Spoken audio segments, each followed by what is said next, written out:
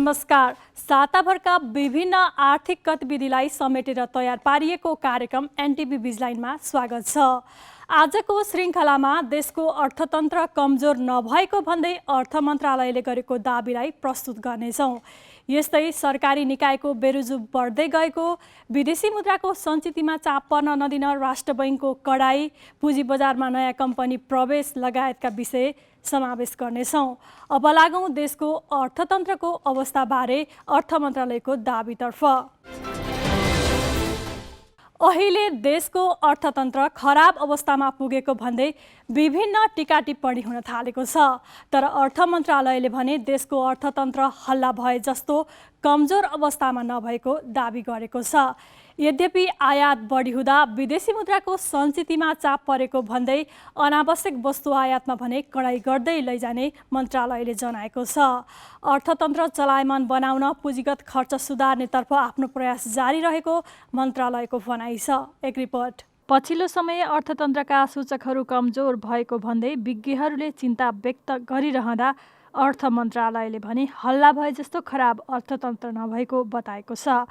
कोभिडका कारण सङ्कुचन आएको अर्थतन्त्र अहिले चलायमान हुँदै गएकोले केही सूचकहरूमा चाप परेको मन्त्रालयको भनाइ छ। यस्तै दसैँ तथा तिहारमा उपभोग्य वस्तु बढी खपत हुँदा आयात बढ्न गई विदेशी मुद्रा सञ्चितमा चाप परेको छ।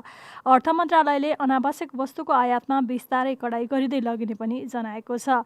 पछिल्लो पटक सरकारले चाँदी आयातमा कडाई गरिदिएको छ।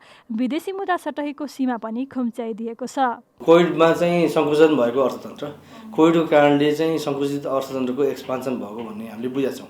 अर्थतन्त्र चलायमान भएको भन्ने हिसाबले पनि जानुपर्छ। यसलाई चाहिँ नेगेटिभली मात्रै लिनु चाहिँ हुन्न। फेरि यो दसैँ तिहारको फेजमा प्रायः चाहिँ अर्थतन्त्रमा चाहिँ एक किसिमले कन्जम्सनको चाहिँ लोड बढी परेकै देखिन्छ। यसले गर्दा आयातमा लोड परेको देखिन्छ होइन। त्यो कन्जम्सन प्याटर्न त्यो बेलामा चाहिँ अलिक बढ्ने भएकोले त्यसकारण हजुरको अहिले यसलाई चाहिँ हामीले अर्थतन्त्रमा चाहिँ दबाब परेको भन्दा पनि अर्थतन्त्र चाहिँ अलिकति एक्सपान्सन भयो, अर्थतन्त्र चलायमान भयो। यसले गर्दाखेरि चाहिँ आयात अलिकति बढ्यो। आयातको प्याटर्न हामी हेरिरहेछौँ। आयातको प्याटर्नमा चाहिँ अति आवश्यक वस्तुहरू मात्रै आयात भइरहेछ कि अन्य अनावश्यक वस्तुहरू आयात पनि बढी आयात भइरहेछन्, त्यसमा पनि हामी रिभ्यू चाहिँ गरिरहेछौँ। अब यसमा केही चिजमा हामीले चाहिँ चेक पनि गऱ्यौँ। जस्तो चाँदीको आयात बढेको भनेर चाँदीमा चाहिँ हामीले भन्सारमा केही दरबन्दीहरू बढाएर चाहिँ केही चाहिँ त्यसलाई चेक गर्ने प्रयास पनि गऱ्यौँ। त्यस्तो चिजहरू रिभ्यू गर्छौँ हामी। रिभ्यू चाहिँ बेला बखत गरिरहेछौँ, रेगुलर गरि पनि रहेछौँ होइन। अब यसलाई चाहिँ अब पिरियडिक रूपमा हामीले त्यसले गरिरहेको रिभ्यूलाई चाहिँ हामी निरन्तर रूपमा लगिरहेछौँ। अब अहिलेसम्म हामीले हेरेको हिसाबले चाहिँ अर्थतन्त्र अलिकति चलायमान भयो, त्यसले एक्सपान्सन भयो, आयात पनि बढ्यो। आयात बढ्दाखेरि चाहिँ रेमिट्यान्स चाहिँ को ग्रोथ चाहिँ हाम्रो चाहिँ अलिकति चाहिँ कम छ होइन, गतको हिसाबले कम छ। अब बिस्तारै त्यो चाहिँ कोभिड लगायतको कारणले चाहिँ त्यहाँ चाहिँ परेको उहाँको श्रममा परेको समस्याको कारणले पनि होला, उहाँको आम्दानीमा परेको समस्याको कारणले पनि होला, अथवा चाहिँ केही चाहिँ अनौपचारिक स्रोतबाट आइरहेको रकमले गर्दाखेरि पनि त्यो रेमिट्यान्समा चाहिँ चाप परेको हुनसक्छ। त्यसले गर्दा रेमिट्यान्सलाई बढाउनको लागि हामीले विभिन्न स्किमहरू पनि ल्यायौँ। अर्थतन्त्रमा चाप पर्न नदिन अनावश्यक वस्तु आयातलाई निरुत्साहित गर्ने सरकारको योजना छ। यस्तै पुँजीगत खर्च वृद्धिका लागि पनि सरकारले मातहतका निकायलाई निर्देशन दिएको छ। अर्थ मन्त्रालयले मात्र पुँजीगत खर्च बढाउन सम्भव नभएकाले सबै निकाय यसमा गम्भीर हुनुपर्ने अर्थको भनाइ छ। हामीले जुन लक्ष्य राखेको थियो त्यो लक्ष्य राख्नुको केही उद्देश्यहरू छन्। जस्तो गत विगतमा चाहिँ जुन किसिमले चाहिँ आर्थिक वर्षको अन्त्यतिर चाहिँ खर्च चाहिँ अत्यधिक बढी हुने होइन, त्यसले गर्दाखेरि चाहिँ अलिकति जनमानसमा पनि त्यसको नकारात्मक प्रभाव परेको अवस्था, फिस्कल डिसिप्लिनमा क्वेसन उठेको अवस्था, हजुरको निर्माण कार्यको गुणस्तरमा चाहिँ क्वेसन उठेको अवस्थामा चाहिँ अब हामीले यसलाई चाहिँ अगाडिदेखि नै खर्चको मात्रा बढाउनुपर्छ र यसले गर्दाखेरि चाहिँ यो चाहिँ समस्याहरू समाधान हुन्छ भन्ने हाम्रो चाहिँ उद्देश्य हो। अर्थमन्त्रीजीको विशेष उद्देश्य त्यो हो। त्यो हिसाबले हामीले असोजसम्ममा 10% र त्यसपछि प्रत्येक महिना 10%को लक्ष्य राखेका हौँ। अब त्यो लक्ष्य चाहिँ हामीले चाहिँ रियलिस्टिक रूपमा राखेनौँ, त्यसको रिभ्यू हामी गरौँला। तर हाम्रो उद्देश्य के थियो भन्दाखेरि यसले चाहिँ विकास खर्चलाई चाहिँ अगाडिदेखि नै चाहिँ तान्दै लान्छ र यसले गर्दाखेरि चाहिँ अब मार्केटमा मनी फ्लो पनि हुन्छ, पुँजीगत खर्चको प्रभाव पनि बढ्छ र आर्थिक वर्षको अन्त्यतिर चाहिँ जुन खर्च गर्ने प्रवृत्ति छ चाप छ त्यो घट्छ भन्ने हाम्रो चाहिँ सोचाइ हो। र यसमा चाहिँ हामीले निर्देशनभन्दा पनि अन्य लाइन मिनिस्ट्री जहाँ विकास निर्माणको कामहरू बढी हुन्छन् उहाँहरूसँग चाहिँ सहयोग र समन्वयको अपेक्षा गरेका हौँ। उहाँहरूलाई त्यो हिसाबले हामीले चाहिँ सँगै लिएर जान खोजिया हो। अब उहाँहरूले यसमा कोअपरेट पनि गर्नुभएको छ, तर पनि यो वर्ष गत विगतकै हिसाबले यो वर्षको लक्ष्य हामीले जुन चाहिँ राखेका छौँ त्यसमा चाहिँ पुरा भएन, आफ्नो ठाउँमा छ। तर गत विगतको हिसाबले चाहिँ यही ट्रेन्ड हो। आर्थिक वर्षको दोस्रो चौमासिकपछि मात्रै खर्च अलिकति बढ्दै जाने भन्ने चाहिँ जुन ट्रेन्ड छ त्यो ट्रेन्डलाई चाहिँ हामीले ब्रेक गर्न सकेको देखिएन। यसमा केही अब फङ्सनल सुधारहरू गर्नुपर्ने सम्बन्धित लाइन मिनिस्ट्रीले अब यसलाई के गर्नुपर्छ र अर्थ मन्त्रालयले पनि यसमा फेसिलिटी के गर्नुपर्छ यसमा हामी छलफल गर्दै जाँदैछौँ। र हामी निरन्तर रूपमा चाहिँ विकास निर्माण गर्ने निकायहरूसँग विशेष गरी 5-6वटा ठुला मन्त्रालय, विकास निर्माणका सम्बद्ध मन्त्रालय र अन्य मन्त्रालयसँग पनि कोअर्डिनेटिङ अरू अन्य चाहिँ फेसिलिटिङ मन्त्रालयसँग पनि छलफल गरिरहेका छौँ। हालसम्म सरकारले 8.16% मात्र पुँजीगत खर्च गरेको छ। यो भनेको विनियोजित बजेटमा 35 अर्ब 88 करोड रुपैयाँ हो। सरकारले चालु आर्थिक वर्षका लागि 4 खर्ब 39 अर्ब 65 करोड रुपैयाँ पुँजीगत खर्च शीर्षकमा बजेट छुट्याएको छ। समयमै बजेट खर्च गर्न नसकेको सरकारको राजस्व सङ्कलन भने सन्तोषजनक देखिएको छ। सरकारले सबैभन्दा धेरै भन्सार राजस्व उठाएको छ। पुस 14 गतेसम्ममा 4 खर्ब 42 अर्ब 27 करोड रुपैयाँ राजस्व सङ्कलन गरेको अर्थ मन्त्रालयले जनाएको छ। हाम्रो आयात मात्रै होइन, निर्यात पनि बढेको छ। तर निर्यातको जुन किसिमको ग्रोथ छ त्योभन्दा आयातको ग्रोथले चाहिँ गर्दाखेरि व्यापार घाटाको डिफ्रेन्स देखिएको त्यहाँनिर हो। अब रेमिट्यान्स कम भएको छ अलिकति, अनि हजुरको चाहिँ आयातको भन्दा निर्यातको चाहिँ त्यो एकदमै भोल्युम सानो भएकोले चाहिँ विदेशी मुद्रा सञ्चितमा अलिकति चाप परेको छ। तर पनि 7-8 महिनाको चाहिँ अझै पनि हामी चाहिँ खरिदको लागि चाहिँ सक्षम छौँ। त्यसकारण त्यसमा चाहिँ त्यति ठुलो चाहिँ हामीले समस्या अहिलेसम्म देखिसकेको छैनौँ। अब पुँजीगत खर्च अलिकति कम भएर अलिकति तरलतामा समस्या हामीले चाहिँ बजारमा चाहिँ मनी फ्लो चाहिँ गभर्मेन्टको तर्फबाट चाहिँ गर्न सकेको कन्डिसन चाहिँ हो। तर यो समयसम्म गत विगतमा पनि पुँजीगत खर्चको प्याटर्न लगभग यस्तै हो। अब बिस्तारै अब चाहिँ यसमा सुधार आउँछ भन्ने हामीले अपेक्षा गरेका छौँ। त्यसकारण हामी यसमा चाहिँ सचेत चाहिँ छौँ र निरन्तर रिभ्यू गरिरहेका छौँ। तर धेरै हल्ला भयो जस्तो अर्थतन्त्रमा सङ्कटै आएको भन्ने जस्तो चाहिँ सायद नहोला। राजस्वको ठुलो हिस्सा भन्सार महसुल हो। भन्सार महसुल मात्र 1 खर्ब 89 अर्ब रुपैयाँ उठेको छ। सरकारले करको दायरा विस्तार गरी भन्सार राजस्व कम गर्दै लैजाने भने पनि अत्यधिक आयात हुँदा यही शीर्षकको राजस्व सबैभन्दा बढी उठ्दै आएको छ। मूल्य अभिवृद्धि करबाट 1 खर्ब 29 अर्ब रुपैयाँ उठेको छ भने 71 अर्ब 90 करोड रुपैयाँ अन्तशुल्क उठेको छ। शिक्षा सेवा शुल्कबाट 21 करोड 76 लाख रुपैयाँ उठाएको सरकारले 69 अर्ब 56 करोड रुपैयाँ आयकर उठाएको छ। गैरकर 32 अर्ब 17 करोड रुपैयाँ सङ्कलन भएको छ। सरकारले चालु आर्थिक वर्षमा 11 खर्ब 80 अर्ब रुपैयाँ राजस्व सङ्कलन गर्ने लक्ष्य लिएको छ। उखुको क्रसिङ सिजन सुरु भए पनि सरकारले हालसम्म उखुको समर्थन मूल्य निर्धारण गर्न सकेको छैन। उखु किसानहरूले धमाधम उखु काट्न सुरु गरिसकेका छन्। उखु लगाउनु पूर्व मूल्य निर्धारण नगरिदिँदा वर्षेनी किसान र उद्योगी बीच किचलो हुँदै आएको छ। पछिल्लो समय भुक्तानी नपाएको भन्दै किसानहरू काठमाडौँमै आएर आन्दोलन समेत गर्न थालेका छन्। यस्तो विवाद निरूपणको लागि सरकारले यो वर्ष के गरिरहेको छ? एक रिपोर्ट। उखुको क्रसिङ सुरु भइसके पनि सरकारले अझसम्म उखुको मूल्य निर्धारण गरेको छैन। प्रत्येक वर्ष मूल्य निर्धारणमा ढिलाइ हुँदा उखु किसानहरूले उधारोमै आफ्नो उत्पादन चिनी मिलहरूलाई बेच्न बाध्य हुने गरेका छन्। नगदे बाली भनिए पनि एकातर्फ उधारोमा उखु बेच्न पर्ने, अर्कोतर्फ उखुको मूल्य समेत समयमै नपाउँदा किसानहरूले हरेक वर्ष आफ्नो रकम लिन आन्दोलन गर्न पर्ने बाध्यता रहेको छ। नेपालको सुनसरी, मोरङ, सिराहा, धनुषा, महोत्तरी, सर्लाही, बारा, रौतहट, पर्सा, नवलपरासी, कपुलवस्तु तथा कञ्चनपुर जिल्लाको करिब 61,800 हेक्टर जमिनमा उखु खेती हुने गरेको छ। यसबाट 26,97,800 मेट्रिक टन उखु उत्पादन हुने गरेको कृषि मन्त्रालयको तथ्याङ्कमा छ। उखु खेतीमा करिब 5,50,000 किसान आबद्ध भए पनि समयमै उखुको मूल्य नतोकिँदा र समयमै रकम नपाउँदा उखु खेतीबाट किसानहरू विस्थापित हुने क्रम समेत सुरु भएको छ। उद्योग वाणिज्य तथा आपूर्ति मन्त्रालयले भने उखुको मूल्य निर्धारण गर्न अझै केही दिन लाग्ने जनाएको छ। उखुको मूल्य निर्धारणको विषयमा हिजो भनेको हिजो त बिदा भयो, अस्ति मात्र मलाई कृषि मन्त्रालयबाट एउटा पत्र प्राप्त भएको छ। उखुको चाहिँ न्यूनतम मूल्यमा हामी चाहिँ त्यो पत्र प्राप्त भएको छ। त्यो अनुसार अब हामी छिटै त्यसलाई हाम्रो मन्त्रालयको कार्यक्षेत्रको विषय चाहिँ हामी चाहिँ छिटै सम्पादन गर्छौँ उखुको मूल्य विषयमा। र केही पुराना भुक्तानीका इस्युहरू थिए, हामीले चाहिँ स्थानीय प्रशासनसँग समन्वय गरेर ती पुरानाका भुक्तानीका इस्युहरूलाई पनि हामीले चाहिँ हाम्रो प्रयासले मन्त्रालयको प्रयासले भ्याएसम्म हामीले एड्रेस गर्दै आएका छौँ र धेरै जसो चाहिँ मिलहरूको र किसानहरूको समस्या एड्रेस भइसकेको अवस्था छ। र केही चाहिँ उद्योगहरूको हकमा हामीले ब्याङ्कमा पैसा राखेर अहिले पनि उद्योग किसानहरूलाई तपाईँहरूको भुक्तानीको आधार प्रमाणहरू लिएर आउनुहोस् भनेर रिकल गरेको अवस्था, बोलाएको अवस्था पनि छ कतिपय जिल्लाहरूमा, कतिपय मिलको सन्दर्भमा। र अहिले चाहिँ पुरानो भुक्तानीको समस्या एक हिसाबले समाधान भएको अवस्था मैले देख्छु। तर किसानको पक्षबाट भन्दा उहाँहरूले अझै पनि केही समस्या छ भनेर भन्नुभएको छ।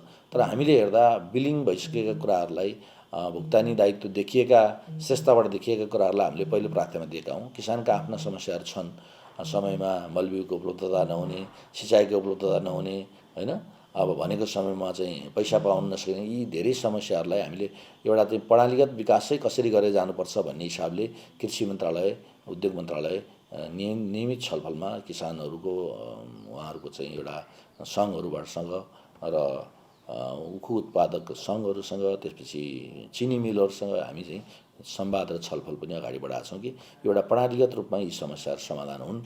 कुनै पनि न उद्योगले न किसानले न अप्ठ्यारो स्थिति भोग्न नपरोस् भन्ने हिसाबले हामीले छलफललाई पनि अगाडि सँगसँगै बढाएका छौँ। यस वर्ष उखु किसानले उखुको मूल्य प्रति क्विन्टल 600 रुपैयाँ बनाउन पर्ने माग राख्दै आए पनि सरकारी टोलीले यस वर्ष उखुको प्रति क्विन्टल न्यूनतम समर्थन मूल्य 565 देखि 70 रुपैयाँ कायम गर्न सुझाव दिएको छ। गत वर्ष उखुको मूल्य प्रति क्विन्टल 531 रुपैयाँ तोकिएको थियो। समयमै उखुको मूल्य निर्धारण गर्ने तयारी गरेका कारण उखु किसानहरू समस्यामा नपर्ने मन्त्रालयले जनाएको छ। किसानको तर्फबाट उहाँहरूलाई मर्का पर्नुहुन्न भन्ने विषय एकदम संवेदनशील छ, हामी चाहिँ सजग छौँ। र त्यो मात्र नभएर हामीले समग्रमा उखुको उत्पादन, चिनीको उत्पादन कसरी बढाउने भन्ने पनि रणनीतिमा हामी छौँ। हामीलाई वार्षिक रूपमा कति मेट्रिक टन चाहिँ चिनी चाहिने हो र अहिले हामी कति चाहिँ उत्पादन गरेका छौँ, कति ग्याप छ भन्ने पनि हामीले हेरिरहेका छौँ। त्यो उत्पादनलाई फुलफिल गर्ने गरी हाम्रा कार्यक्रमहरू अगाडि बढ्नुपर्छ सरकारका भन्ने विषयमा हामी सम्बन्धित साझेदारहरूबिच, स्टेकहोल्डरबिच पनि हामी सहकार्य गरिरहेका छौँ। त्यसमा कृषि मन्त्रालय हुनुभयो, त्यसलाई सपोर्ट गर्ने कि सिँचाइ मन्त्रालय होला, होइन, त्यसलाई उद्योग, कृषि उद्योगहरू, उखु उद्योगहरू, चिनी उद्योगहरू सञ्चालन गर्ने र त्यसको नियम अनुगमन गर्ने चाहिँ उद्योग मन्त्रालय होला। हामी सबै निकायहरू, सरकारका सबै निकायहरू यसमा क्रियाशील छन् र यो हाम्रो चासोको विषय पनि हो। हामीले मुलुकलाई चाहिने उखु र चिनी हामी आफै उत्पादन गर्न सक्नुपर्छ भन्ने हिसाबले हामीले कार्यक्रमलाई अगाडि लगेका छौँ। समय त लाग्न सक्छ, किनभने एकै दिन गरेर हुने विषय होइन। तर हामी चाहिँ, मैले यहाँलाई पहिले पनि निवेदन गरेँ, हामी चाहिँ कुनै पनि सेक्टरमा मर्का पर्यो भन्ने नगरिकन प्रणालीगत विकास गरेर उखुको उत्पादनलाई सहजीकरण गर्ने र चिनीको पर्याप्त उत्पादन गरेर मुलुकभित्रै हामीलाई चाहिने चिनी उत्पादन गर्ने लक्ष्यमा सरकार छ। नेपालमा हाल 12वटा चिनी उद्योग सञ्चालनमा छन्। यी चिनी मिलहरूले नेपाली किसानको उखु नलिने, लिए पनि समयमा भुक्तानी नदिने गर्दा गुलियो उखु किसानका लागि भने तितो खेतीमा परिणत हुँदै गएको छ। सरकारी निकायहरूको बेरुजु झन्झन बढ्दै गएको छ। महालेखा नियन्त्रकको कार्यालयले गरेको आन्तरिक लेखा परीक्षण प्रतिवेदन सम्बन्धी यो एक रिपोर्ट। आर्थिक वर्ष 2077-78 बेरुजु 121.62% बढेर 25,26,50,00,000 रुपैयाँ पुगेको महालेखा नियन्त्रकको कार्यालयको आन्तरिक लेखा परीक्षणको वार्षिक प्रतिवेदनले देखाएको छ। बेरुजु रकम बढ्दै जानुले वित्तीय अनुशासन पालना नभएको देखाउँछ। बजेटको आकार बढेसँगै बेरुजुको अङ्क समेत बढ्दै गइरहेको महालेखाले जनाएको छ। विगतको अवस्थाको तुलनामा बेरोजुको अंश बढेको छ, तथापि बजेटको अंश बढे सँगसँगै बेरोजुको प्रतिशत र बेरोजुको एमाउन्ट पनि बढ्ने नै देखिन्छ र त्यसको तुलनामा गत वर्षको तुलनामा बेरोजुको अङ्क बढेको छ र हामीले सामान्य यो वर्षको हेर्दा हाम्रो टोटल बजेट चाहिँ 14 खरब 74 अरब थियो। त्यो मध्ये कुल खर्च चाहिँ 11 खरब 96 अरब जति कुल खर्च भयो। त्यसमा चाहिँ बेरुजु अङ्क चाहिँ 25 अरब भनौँ 25.2526 अरबको हाराहारीमा भयो र यो बेरुजु चाहिँ प्रतिशत कुल खर्चको 2.11% हुन आउँछ। यो बेरुजुको कम्पोनेन्टको रूपमा हेर्दाखेरि 3 प्रकृतिको बेरुजु चाहिँ हामीले औँल्याएको छौँ। एउटा चाहिँ पहिलो भनेको असुल उपर गर्नुपर्ने बेरुजु हो। त्यो चाहिँ रिट नपुर्याइकन खर्च गरिएको छ। त्यसले इस्टाब्लिस नर्म्स र प्र्याक्टिसहरू चाहिँ पुरा गरिएको छैन र त्यसलाई सम्बन्धित खर्च गर्ने अधिकारी अर्थात् भुक्तानी लिने व्यक्तिहरूसँग असुल उपर गर्नुपर्ने अवस्था छ। दोस्रो प्रकृतिको बेरुजु भनेको नियमित गर्नुपर्ने बेरुजु हो। नियमित बेरुजु गर्नुपर्ने बेरुजुको सन्दर्भमा खर्चका नर्म्स र स्ट्यान्डर्डहरू पालना गरिएको र तथापि तिनीहरूको सन्दर्भमा कतिपय अवस्थामा टाइम, कतिपय अवस्थामा समय र अन्य परिस्थितिको कारणले गर्दा त्यसलाई क्लियरिफाई गर्नुपर्ने आवश्यकता महसुस भयो। र अर्को बेरुजु भनेको पेस्की बेरुजु हो। पेस्की बेरुजु भनेको पेस्की फर्सेटको लागि निश्चित समय अवधि उपलब्ध गराइएको हुन्छ। त्यो समयभित्र हिसाब किताब क्लियर नहुँदाखेरि अर्थात् त्यसलाई फर्सेट नगर्दाखेरि त्यो बेरुजुको रूपमा बसेको देखिन्छ। हामीले त्यसलाई चाहिँ बेरुजुको रूपमा राख्ने गर्छौँ र अहिलेको अवस्था चाहिँ त्यही नै हो। पूर्वाधारसँग सम्बन्धित 540 स्थानीय तह अन्तर्गतको 394 गाउँपालिका, 207 नगरपालिका र अन्य 3570 कार्यालयको आन्तरिक लेखा परीक्षणबाट सो बेरुजु देखिएको हो। दोहोरो भुक्तानी, नियम विपरीत खर्च, बढी भुक्तानी जस्ता समस्या यस वर्ष पनि देखिएको छ। सरकारी निकायबाट सम्पादन गरिएका कार्यक्रममा गरिएको लगानी मितव्ययी तथा प्रभावकारी भएको छ वा छैन भनी परीक्षण गरी ती निकायहरूलाई पारदर्शी तथा जवाफदेही बनाउनु आन्तरिक लेखा परीक्षणको उद्देश्य भएको महालेखा नियन्त्रकको कार्यालयले जनाएको छ। गत आर्थिक वर्ष 14 खर्ब 64 अर्ब 74 करोड बजेट रहेकोमा 11 खर्ब 96 अर्ब खर्च भएको छ। गत आर्थिक वर्षमा कम बजेट खर्च गर्नेमा अर्थ मन्त्रालय रहेको छ। यस्तै ऊर्जा, जलस्रोत तथा सिँचाइ मन्त्रालयले पनि कम बजेट खर्च गरेको छ। रक्षा मन्त्रालय र गृह मन्त्रालयको सबैभन्दा बढी खर्च देखिएको छ। पुँजी बजारमा 7 अर्ब 39 करोड रुपैयाँ भन्दा बढीको आइपिओ निष्कासन हुने भएको छ। 28 कम्पनीले आइपिओ निष्कासनका लागि बोर्डमा आवेदन दिएका छन्। पुँजी बजारको नियामक नेपाल धितोपत्र बोर्ड नेतृत्वविहीन हुँदा सबै प्रक्रिया पुर्याएका कम्पनीहरूको पनि आइपिओ निष्कासनमा ढिलाइ भएको छ। विभिन्न 28 कम्पनीले 7 अर्ब 39 करोड 66 लाख बढीको सेयर निष्कासन गर्ने भएका छन्। नेपाल धितोपत्र बोर्डका अनुसार 28 कम्पनीमध्ये करिब 1 दर्जन कम्पनी आइपिओ निष्कासनको अन्तिम तयारीमा छन्। यसका लागि बोर्डले आवश्यक काम समेत गरिसकेको छ। आइपिओ निष्कासनको तयारीमा 18वटा हाइड्रो पावर, 6 माइक्रो फाइनान्स, 2वटा बिमा कम्पनी र 2वटा अन्य कम्पनी रहेका छन्। बोर्डको पाइपलाइनमा रहेका कम्पनीमा Sayapatri hydro power, Molung hydro power, reliable life insurance, 3 star hydro power, Rapti hydro and general construction, CYC Nepal लघुवित्त वित्तीय संस्था, आदर्श लघुवित्त वित्तीय संस्था, Shwet Ganga hydro power and construction, Mandakini hydro power, Sikles hydro power, Supermai hydro power, Sanjen जलविद्युत कम्पनी र इस्टर्न हाइड्रो पावर कम्पनी रहेका छन्। लामो समयदेखि डिस मिडिया नेटवर्कको आइपिओ पनि पाइपलाइनमा छ। यस्तै आइएमई लाइफ इन्स्योरेन्स, उपकार लघुवित्त वित्तीय संस्था र रिभर फल्स पावर कम्पनीको आवेदन पनि पाइपलाइनमा छ। यी कम्पनीको अन्तिम अध्ययन गरेर थप कागजात माग गरिएको छ। बोर्डले अनुमति दिएपछि यी कम्पनीहरूको आइपिओ निष्कासन हुनेछ, तर अहिले बोर्ड नेतृत्वविहीन हुँदा सार्वजनिक निष्कासनमा ढिलाइ भइरहेको छ।